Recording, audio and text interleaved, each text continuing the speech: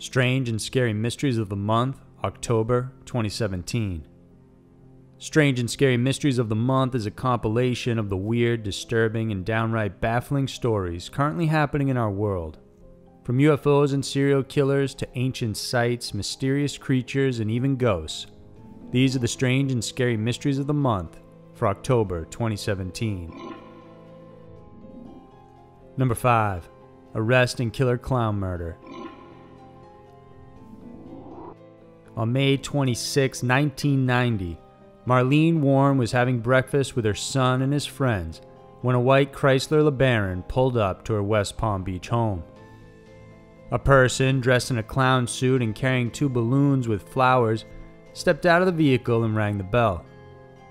Marlene answered the door, and when the flowers and balloons were handed to her, the clown simultaneously pulled out a gun and shot her directly in the face. The clown then calmly walked back to their car and drove off. Marlene died from her injuries just 2 days later. Her son, friends, and other witnesses were interviewed, but no arrests were ever made. Investigators had a primary suspect, but didn't have solid evidence that tied them to the scene.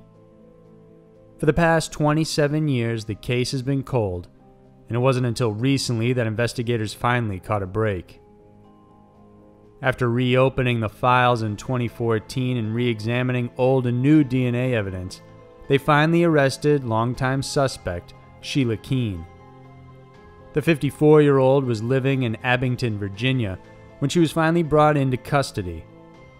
Sheila had actually married Marlene's widower, Michael Warren, 12 years after committing the ghastly murder. Aside from DNA evidence, witnesses identified Sheila as the woman who bought the clown costume just days before the crime was committed. She was also identified by another salesperson in a different store as having bought the balloons and flowers hours before the murder took place. Police have always had Sheila on their radar. Several months after the murder, they heard rumors that Michael and her had been having an affair, and while they checked her out, they couldn't find any evidence tying her to the crime. At the moment, police have not charged Michael for anything. However, the investigation is still ongoing. Apparently, friends and family have mentioned that the Warrens at the time had been having marriage trouble, and that Marlene actually told a friend she was afraid Michael would kill her. Even though it took 27 years to finally charge someone for Marlene's murder, her family and friends are relieved that justice has finally been served. Number 4. Leslie Van Houten, Manson follower paroled. After her 21st try, the youngest Manson follower, Leslie Van Houten, has recently been granted parole. She was convicted and jailed for taking part in the 1969 killings of Leno and Rosemary LaBianca. She was 19 years old at the time and considered the youngest member of the group. Together with fellow Manson followers Charles Tex Watson, Patty Krenwinkel, and Susan Watkins, the group raided the LA grocer's home the night after other members of the cult attacked and killed Sharon Tate. Van Houten, in her testimony, held down Rosemary LaBianca, covering her face with a pillow while another follower stabbed her several times.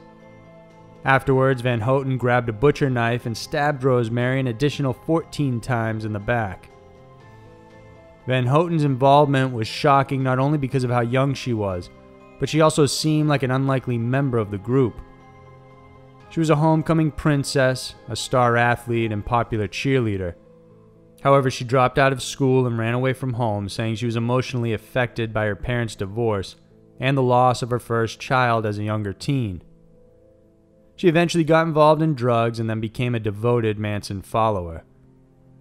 Her counsel argues that she was young and impressionable, while addled on LSD when she joined the Manson cult. Thus, she simply did everything she was told.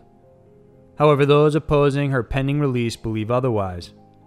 The violent nature of the crime, along with the motive, which was to start a race war by randomly selecting wealthy, prominent victims, is just too disturbing to ignore. During her previous parole hearing, she was also given a pardon, but the governor later overturned that decision. This year, at the age of 68, her ruling will still need to go through the same process. and after the decision, there will be a 120-day legal review of the parole board findings. Afterwards, the governor will have 30 days to decide on several options. This includes upholding the decision and modifying or revising it. The governor could also return the decision to the parole board or simply not make any action at all. If he decides to not do anything, then the decision of Van Houten's pardon and release will remain. Number 3. Archeologist solves mystery of the Great Pyramids. The mystery of how the Great Pyramids were built has always baffled many people. Countless theories have been proposed about where the stones were taken from, and how they were cut and stacked into the magnificent megalithic structures we still see today. Well, it looks as if at least one part of the mystery has finally been answered. Archaeologists managed to unearth a 4,500-year-old papyrus supposedly written by an overseer named Merer. In it, he chronicles how trained workers utilized boats to navigate waterways dug along the Nile River to help transport the limestone from its quarrying place in Torah 500 miles away. Even though archaeologists have known about the papyrus for some time, the waterways mentioned in it were still missing and no trace of it was discovered. But recently, Mark Lenner, who is the head of Ancient Egypt Research Associates, was studying the papyrus when he announced the discovery of a lost waterway underneath the Giza Plateau. There were also several boat pits discovered around Khufu's pyramid. Most of these had carvings of hundreds of other transport vessels, which seems to support the statement in the papyrus about how the Egyptians moved such massive stones into their working site. The pyramids and how they were built have remained an enigma ever since they were first discovered. Plenty of theories have been proposed about how Egyptians moved the stones weighing nearly 2.5 tons each. Some say the creators utilized slave workers who pulled and pushed the stones. Others, particularly ancient alien theorists, believe they might have used advanced technology given to them by extraterrestrial beings. Still others believe that the Egyptians simply possessed more advanced technology that was their own than what is believed to have existed during the time. Despite the centuries of research on how they were created, Lenner's supposition is the first concrete explanation as to how the more than 170,000 tons of limestone were all transported and brought to the area. However, the question of specifically how they were built still remains a mystery. Number 2. Verdict in Slenderman case rejected. In 2014, two 12-year-old girls lured another 12-year-old classmate and friend into the woods and began violently stabbing her, all in a bid to appease a fictional horror character named Slenderman. Anissa Weir and Morgan Geyser told police they stabbed their friend Peyton Lautner in the woods because they felt it was necessary in order for them to become proxies or servants of the Slenderman. They also said it was to help protect their families against the demon's vengeance. The two girls spent months planning how to do it and actually carried out the act by luring Peyton under the guise of a sleepover party. It was Morgan that stabbed her 19 times, while Anissa held the victim down.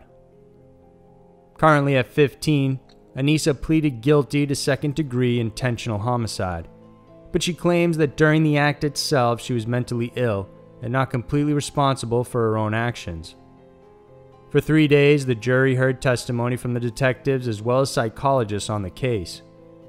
In the end, the jury voted in her favor, with 10 out of the 12 saying she was mentally ill during the incident. Psychologists termed it as a shared delusional state, where the two girls, especially Anissa, believed Slenderman would be able to read their minds, teleport, and kill their families if they didn't do his bidding.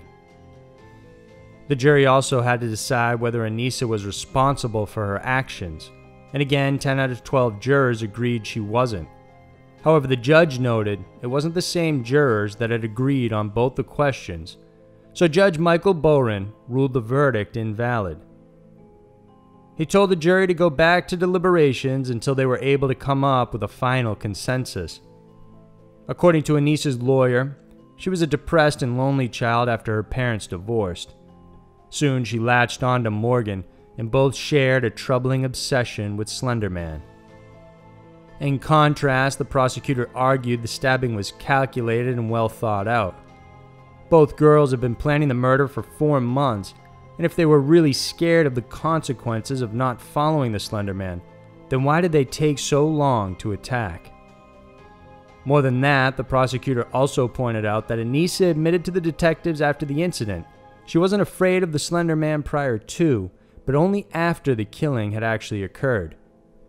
He concludes that it wasn't a question of did she have to or did she want to in this case, and that the girls should be held criminally responsible for their actions.